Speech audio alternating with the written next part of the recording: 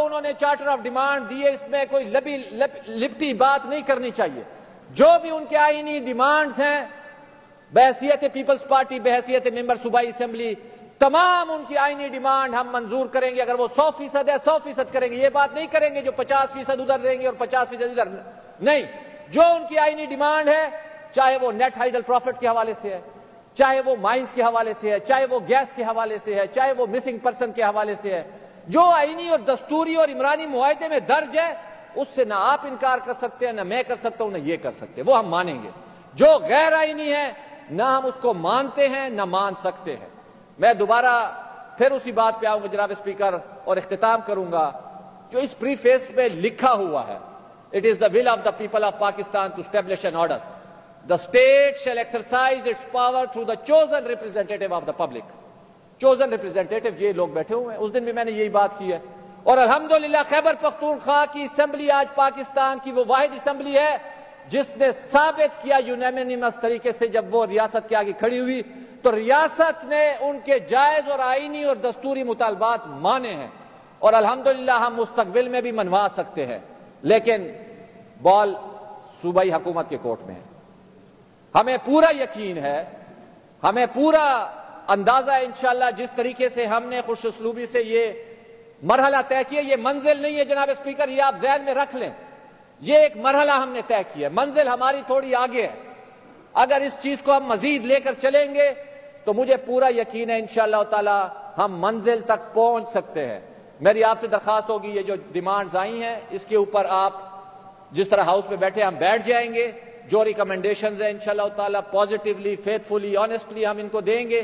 جس طرح پہلے انہوں نے لیڈ کیا اور اپنی لیڈرشپ کی انہوں نے باقاعدہ وہاں پہ جس طرح وفاقی وزیر کے آگے انہوں نے ذمہ داریاں لی ہیں، ہم نے اپریشیٹ کیا ہے. ہمیں خوشی ہوئی ہے جو ہمیں لیڈر آف دی ہاؤس نے جس طریقے سے وہاں پہ لیڈ کیا ہے. ہمارے سر فخر سے بلند ہوئے ہیں وہاں پہ. اسپیکر صاحب میں آخر میں صرف یہی کہوں گا، حضرت علامہ اقبال رحمہ اللہ کہتے ہیں وہ کل کے غم و عیش پہ کچھ حق نہیں رکھتا، وہ کل کے غم و عیش پہ کچھ حق نہیں رکھتا جو آج خود افروز و جگر سوز نہیں ہے. وہ قوم نہیں لائے کہ ہنگامہ فردا جس قوم کی تقدیر میں امروز نہیں ہے، امروز نہیں ہے. شکریہ. آنریبل چیف منسٹر جناب علی امین خان گنڈا پور. بسم اللہ الرحمن الرحیم. ایاک نعبد و ایاک نستعین. جناب اسپیکر، سب سے پہلے تو میں آپ کا اور اس پورے ہاؤس کا پورے پختونخوا کی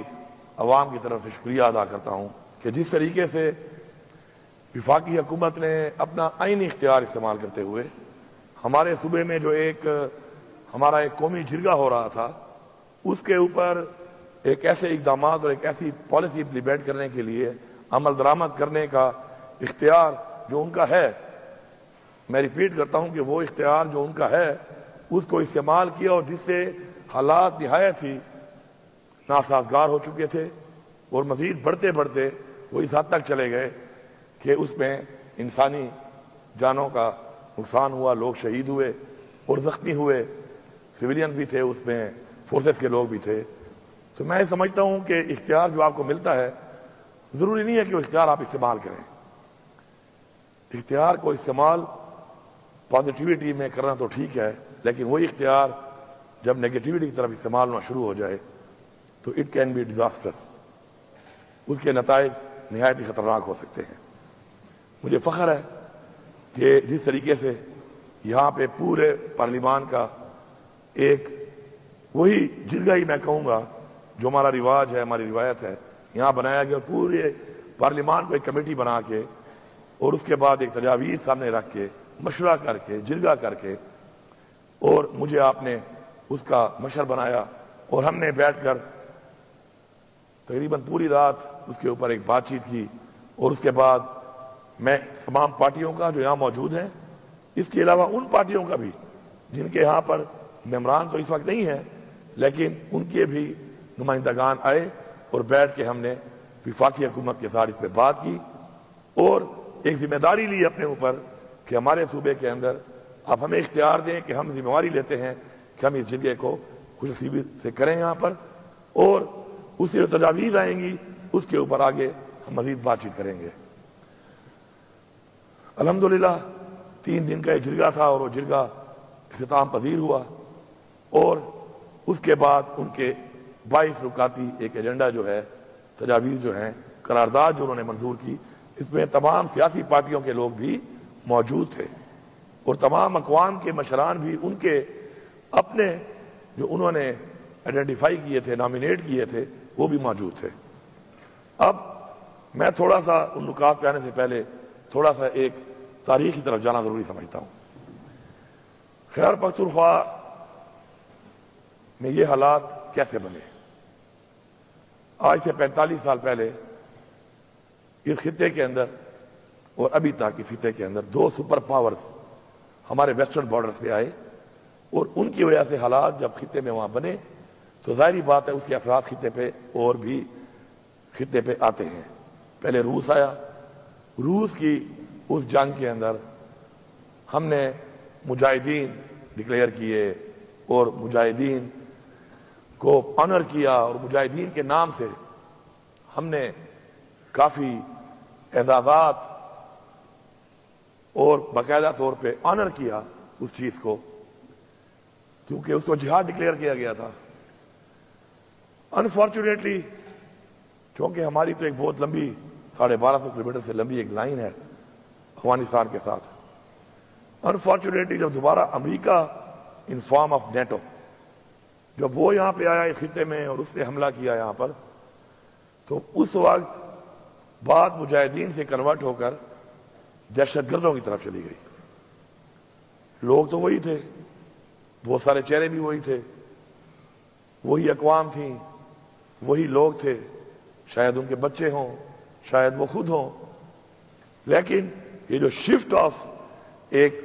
آنر مجاہدین اور ٹورڈ دہشت گرد ہوا، اس کے اندر بہت سی باتوں نے جنم دیا۔ اور ظاہری بات ہے جب کہیں پہ جنگ ہوتی ہے تو جنگ کے اندر اپنی پروٹیکشن کے لیے، اپنی مدد کے لیے رائٹ لیفٹ آگے پیچھے مدد بھی مانگی جاتی ہے، پروٹیکشن بھی لی جاتی ہے، پناہ بھی لی جاتی ہے، اور اس پہ ظاہری بات ہے پھر وہ چیز وہ اس خطے تک یا اس جگہ تک محدود نہیں رہتی، وہ تھوڑی سی اسکیٹرڈ ہو کے مزید بھی پھیلتی ہے۔ مجھے اب آج بھی یاد ہے، میں سمجھتا ہوں کہ کسی کے پاس بھی کوئی اچھی بات ہو یا کوئی بھی اچھا اقدام کرے تو اس کو سراہنا بھی چاہیے، اور تاریخ ابھی تک جو آ رہی ہے وہ اسی پہ ہی آ رہی ہے کہ وہ باتیں جو اچھی تھیں ان کو بار بار یاد کیا جاتا ہے تاکہ لوگ اچھائی کی طرف جائیں، اور وہ باتیں جو بری ہیں ان کو بھی یاد کیا جاتا ہے کہ لوگ دوبارہ برائی کی طرف نہ جائیں۔ مجھے آج بھی یاد ہے عمران خان صاحب نے اس وقت اپوزیشن میں تھے اور اسمبلی کے فلور پہ ایک سپیچ کی تھی اور کہا تھا کہ ہمیں پرائی جنگ کا حصہ نہیں بننا چاہیے، اور یہ بھی کہا تھا کہ ہمیں اپنی سرزمین خاورہ جسے ہم کہتے ہیں پشتو میں، وہ کسی اور کی جنگ میں کسی کو بھی استعمال کرنے کی اجازت نہیں دینی چاہیے۔ انفارچونیٹلی پالیسیز ہوتی ہیں، اور یہ بھی ضروری نہیں ہے کہ پالیسی بنانے والی کی نیت ٹھیک نہ ہو۔ کسی کی نیت پہ شک کرنا ہمارے لیے اس لیے ٹھیک نہیں ہے کہ ہمارا ایمان ہے کہ دلوں کے حال اللہ تعالیٰ جانتا ہے، ریزلٹس کیا ہیں ہم نے اس پہ بات کرنی ہے۔ اگر ان حالات کے اندر اس وقت فوج آئی تو فوج ایک پالیسی کے تحت آئی، فوج ایک ادارہ ہے، اب وہ مضبوط ہے، وہ کتنا مضبوط ہے، کیا فیصلے وہ کرتا ہے یا فیصلے وہ نہیں کرتا، یہ ایک لمبی ڈیبیٹ ہے، اس پہ ہر ایک کی اپنی رائے ہوگی۔ میں سمجھتا ہوں کہ پاکستان کے آئین کے مطابق وہ ادارہ ہے جو کہ حکومت کا پابند ہے، اور اس میں وہ جو فارمیلٹی تھی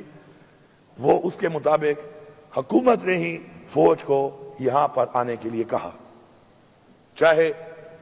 آپریشن ہوئے تو کوئی آپریشن بھی حکومت کی اجازت کے بغیر نہ فوج کر سکتی ہے اور نہ ہی فوج نے کیا ہے۔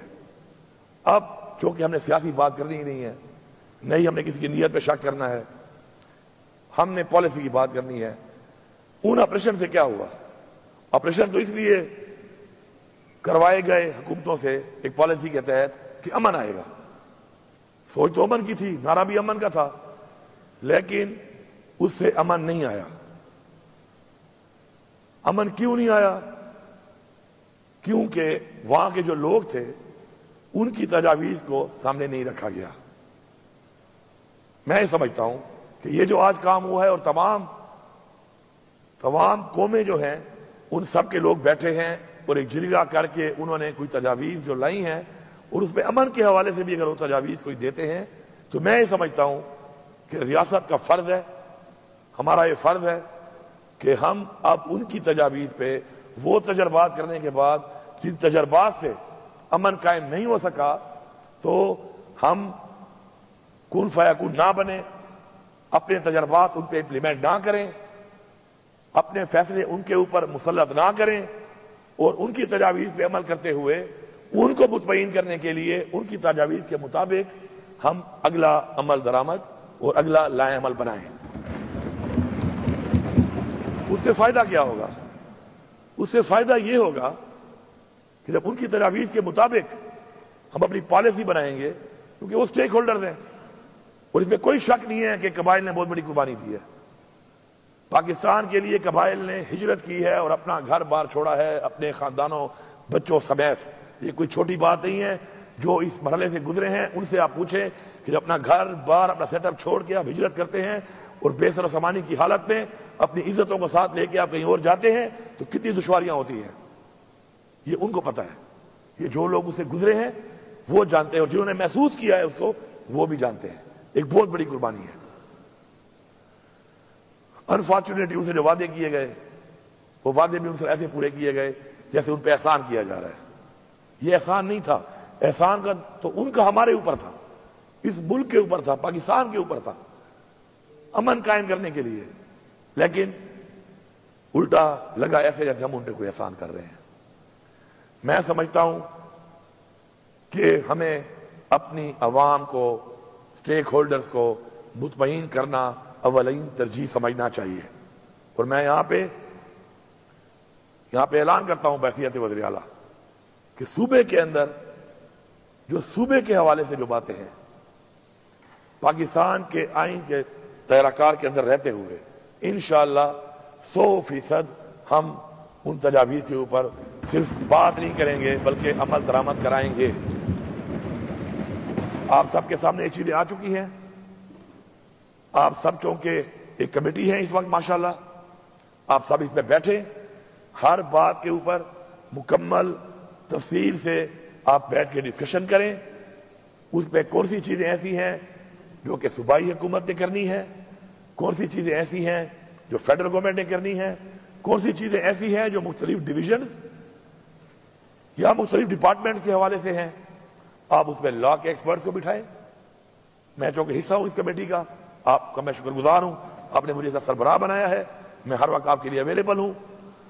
اور اس میں آپ مزید ایکسپرٹس کو بٹھائیں